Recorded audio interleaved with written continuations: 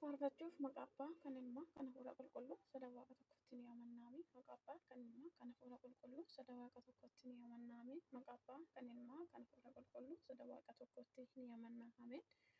Akka Naaniyaa, akka Zaariyaa, akka Misaa'eliini nu jajjabeessi. Akka Naaniyaa, akka Zaariyaa, akka Misaa'eliini nu jajjabeessi. Nu jajjabeessi, nu jajjabeessi.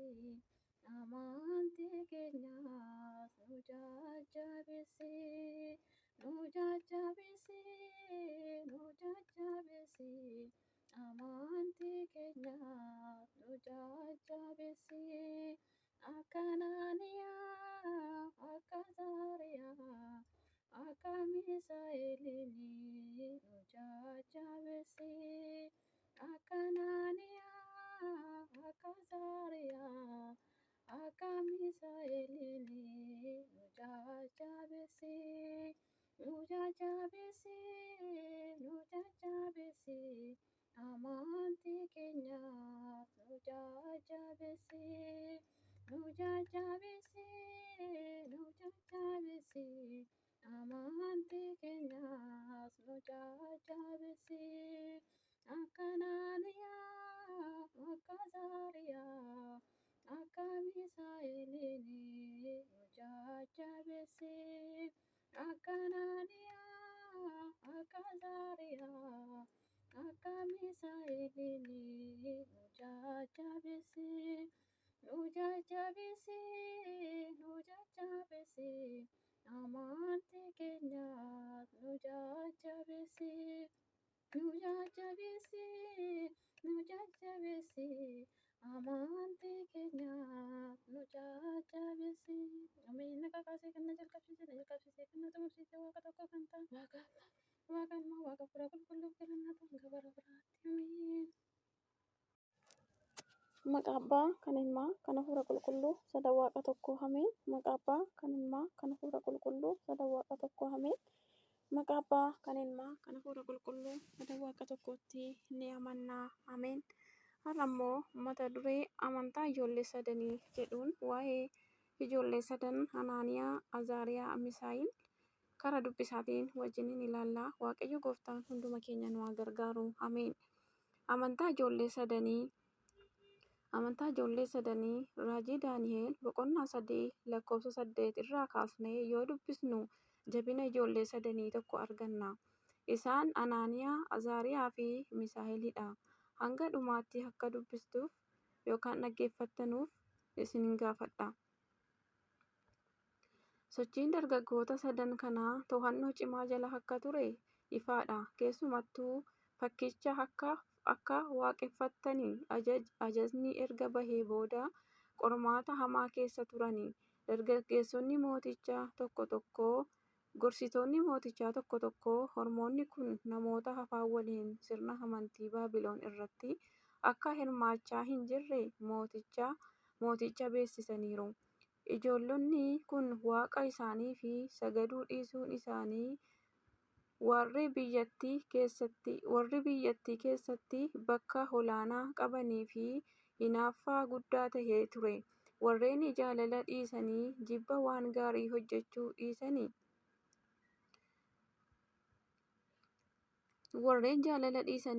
waan gaarii hojjechuu dhiisanii hinaaffaa deebisanii ijoollota kana balleessuu fi shira shiruu eegalani.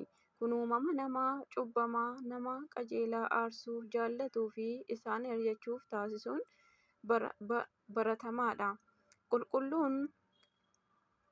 Qulqulluun Qiliminixoos warri Roomaa kitaaba mana kiristaanaa keessatti yeroo qulqulloonni haryatan argachuu hin dandeessu. Garuu namoonni hamoonni namoota qajeelotaa yeroo haryatan ni argama. Namoota Waaqayyoon hin sodaanne namoota gaarii yoo hidhanis ni argina. Uummanni qajeelaan kun sana hundumaa ulfinaan obsee maaliin jedha? Daani'el namni Waaqayyoon sodaatu boolla leencaatti darbatamee fi maaliif Anaaniyaa, Azaariyaan, Misaa'el namoota qajeeloo Waaqayyoon waaqeffatan ibiddatti darbatamanii turan jechuun hojii warra gara jabeeyyii akkam ulfaataa akka ta'e dubbata. Ijoolleen kun sadanii amantaa isaanii kan na ajaa'iban yeroo dubbatanittidha. Sodaa tokko gonkaa kan irraa hin mul'annee fi dhugaa ba'umsa isaan Waaqayyo isaaniif taasisanidha. Qulqulluun Ephilexoos warri Roomaa kana yeroo ibsan dargaggoonni sadeen amantoota hundaaf fakkeenya ta'ani.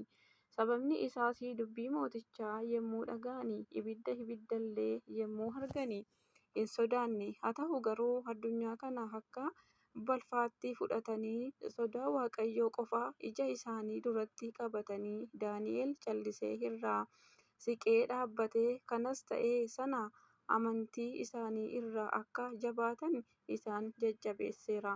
Kana malees dhugaa ba'umsaa fi hubannoo isaaniitti gammadee gonfoo injifannoo seexanaa irrattis argatan mootichi dargaggoota sadan maqaa isaatiin waamee haa ta'u garuu inni arfaffaaf maqaa argachuu hin dandeenye.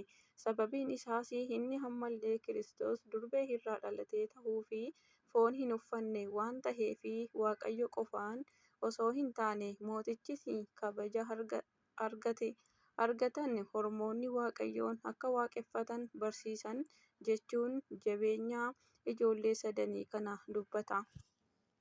Qulqulluun Baasiliyoos inni guddichis akkanatti guduunfaa dargaggoonni sadan fedhii foonii fi dheekkamsa mootichaa hunda caalanii of mul'isaniiru. Baay'ee ija jabeeyyii fi ibidda hin sodaanne garuu fakkiin warqee waaqa gatii hin qabne ta'uu isaa mirkaneessani. Dargaggoonni sadan akkamitti humna ibiddaa irratti injifannoo qabatan? Cimina isaaniitiin hangam jechuu jecha ajaa'ibsiifannaa of keessaa qabuun xumura. Ejjennoo isaanii osoo hin jijjiirin mootii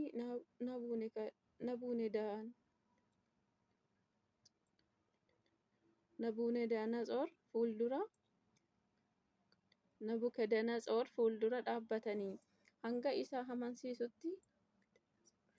isa amansiisutti mormuun maaf nama hin ajaa'ibu ree? Namni booji'amee biyya ormaa jiraatu dhadhachaa fiilmii yeroo mootii biyyichaas dhaabu maaf nama hin ajaa'ibu ree? Anii fi isinoo otoo ta'ee kam filanna laata? Waaqayyo na oolcha jennee gara ibidda bobbahuutti deemna moo bara bilisoomne Waaqayyoon dhiifama gaafanna jennee waaqarkee fi jilbeenfanna? Dargaggoonni sadan suni garuu ibidda bobahu keessatti Waaqayyoon galateeffachuu fi ulfina isaaf kennuu jalqabani. Manni kiristaanaa keenyas har'a kadhannaa fi galata ijoollee sadan kana guyyaa guyyaan taasisaa jirti. Qulqulluun Baasiliyoos inni guddichi Waaqayyo nu gidduu jira. Inni ibidda tolche Baabiloon keessatti ni qorrisiisa. Hunduu harka Waaqaa akka jiru ibsa. Qulqulluun Kebrenoos yeroo isaan iddoo ibiddaa keessatti itti cufamu ibiddi isaan hin gubne gooftaan isaan waliin ture waan ta'eef humni kamiyyuu warra isa himatanii fi raga bahoota isaa dura dhaabbachuu akka hin dandeenye mirkaneessuuf ture. Namoonni Waaqayyo irratti hirkatan miidhaan tokkollee tuquu hin danda'u. Garuu yeroo hundumaa balaa hundumaa irraa baqannaa keessa jiru. Itti dabaluudhaanis Waaqayyo waan hundumaa hojjechuu kan danda'u hundumaa danda'aadha. Waaqayyo isa waaqeffatanii fi jecha du'uu fi fedhii akka qaban mootichatti himani. Kun humna gooftummaa amantii Waaqayyo du'aa kaasuu akka danda'u amanuudha. Dargaggoonni sadan umuriin isaanii tokko amantii isaanii irratti kan jabaatanii safuu irratti kan cimanii fi ibiddaa fi adabbii isaan irratti fe'ame caalaa kan ciman turani. Waaqayyoof qofa abboomaman. isaafis ajajamanii isa qofaafis garbahaa jechuun yeroo dubbatu qulqulluun Phexrosis yeroo hidhamee turtii Kiristoosiin lallabuu akka dhiisu gaafa abboomani deebiin isaa nuyi namaa fi abboomamuu irra Waaqayyoof abboomamuutu nu irra jira jedhe. Hojii duukaa bu'ootaa boqonnaa 5:29 jedhe akkuma deebisee ijoolleen sadan kabajaa fi ulfina mootii fi jecha waaqa isaanii hin ganne caalaattuu waaqa isaanii oolchaa akka ta'e barsiisan malee. Kana bira darbee biyyattii keessatti beekamtii argatanii dargaggoonni sadan kun sababa ibiddaatiin Baabiloon keessatti beekamoo turanii.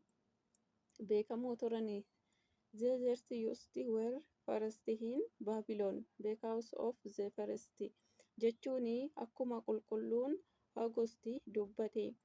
Egaa yaa obboloota koo amantii ijoollee kana sadanii fakkeenya taasifadhu Waaqayyo ergamaa isaa ergee si oolchaatii. Ameen. Galanni Waaqayyoof haa ta'u. Maqaa Waaqayyoo kan ulfaate kan galatoome nuuf haa ta'u. Amma dhumaatti akka Hanaaniyaa, Azaariyaa, akka Misaa'eliin tokkoon keenya amantii keenyatti nu cimsee